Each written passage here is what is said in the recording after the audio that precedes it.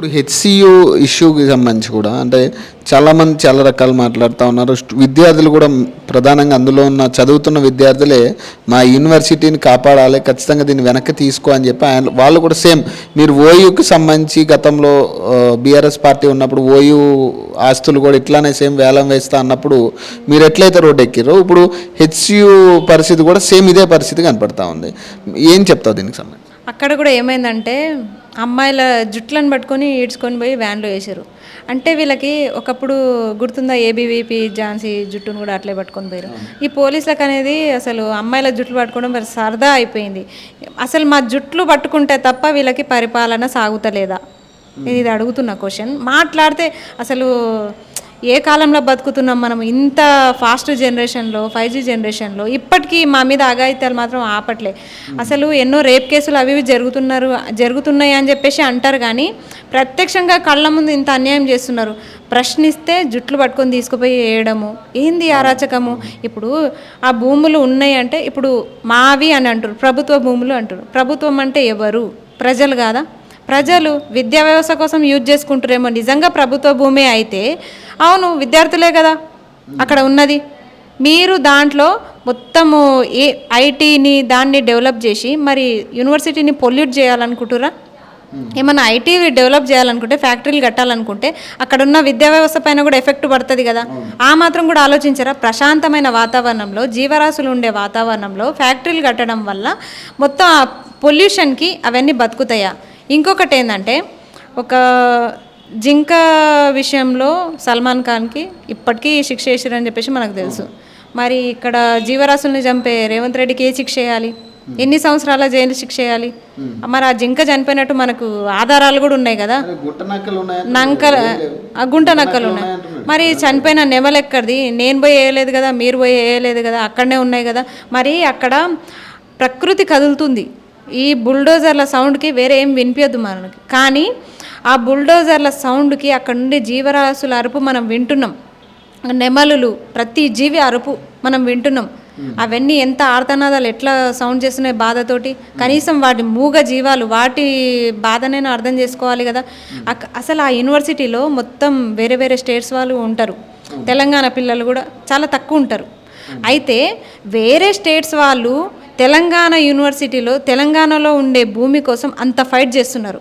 కనీసం ఆ ఇంకిత జ్ఞానం కూడా లేదా వీళ్ళకి. మన భూముల్ని మనమే నాశనం చేసుకుంటున్నాము, అది అర్థమైతలేదు. మన భూమి కోసం ఎక్కడ స్టూడెంట్స్ వచ్చి ఇక్కడ కొట్లాడుతున్నారు అంటే జాగ్రత్త పరచండి భూమిని, జాగ్రత్త పరచండి నేచర్ని అని చెప్పేసి వాళ్ళు కొట్లాడుతున్నారు. కనీసం సిగ్గు అనిపించట్లేదా ఈ విషయంలో?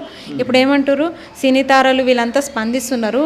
మరి అప్పుడు కోకాపేట ల్యాండ్లో వీళ్ళంతా ఎట్టుపోయారు అని చెప్పేసి, కోకాపేట ల్యాండ్లో ఆ ల్యాండ్లో అంటే ఏమన్నా సావండి, కానీ రాజకీయ నాయకులు ఏమన్నా సావండి, మేము ఇప్పటికీ చెప్తున్నాం. కానీ ఇది ఈ ఇష్యూ అలాంటిది కాదు, ఇది కంప్లీట్గా యూనివర్సిటీ ల్యాండ్స్కి సంబంధించిన ఇష్యూ. ఇది మీరు ఒకవేళ ప్రభుత్వ భూమే అయితే సరే, ప్రభుత్వ భూమే అయితే ఉందనుకుందాం, కానీ అక్కడ ఫ్యాక్టరీలు కట్టడం వల్ల మీరు ఏం సాధిస్తారు?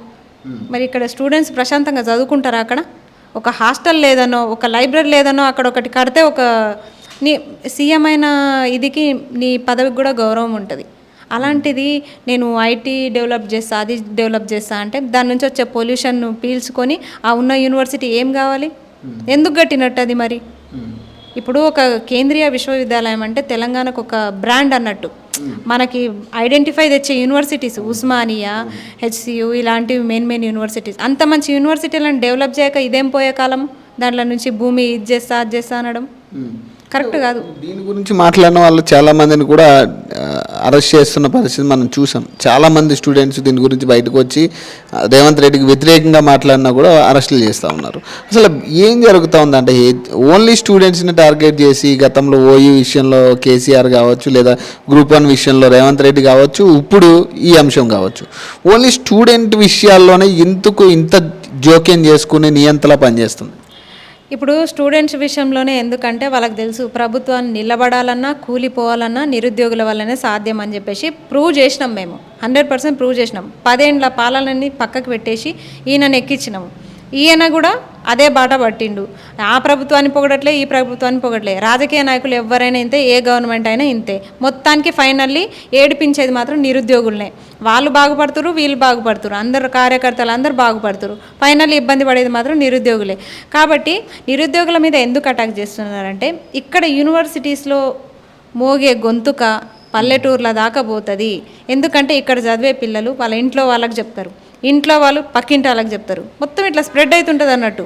స్ప్రెడ్ అవ్వడం వల్ల ఏమవుతుందంటే నెక్స్ట్ స్థానిక ఎన్నికలు ఉన్నాయి, ఏదో ఒక ఎలక్షన్స్ ఉంటాయి, అట్లా మనకు దెబ్బ పడుతుంది. మొన్న ఎమ్మెల్సీ ఎలక్షన్లో దెబ్బ పడ్డది కదా, అట్లా ఇప్పుడు లోకల్ ఎలక్షన్లో కూడా దెబ్బ పడుతుంది అన్న భయంతో ఎక్కడి గొంతును అక్కడ నొక్కేసే ప్రయత్నం చేస్తున్నారు. కానీ ఈ గొంతులు మూగబోయేవి కాదు. ఒక గొంతును తీసుకుపోయి నువ్వు సెల్ వేసినంత మాత్రాన ఇంకొకరు సైలెంట్గా ఉండరు.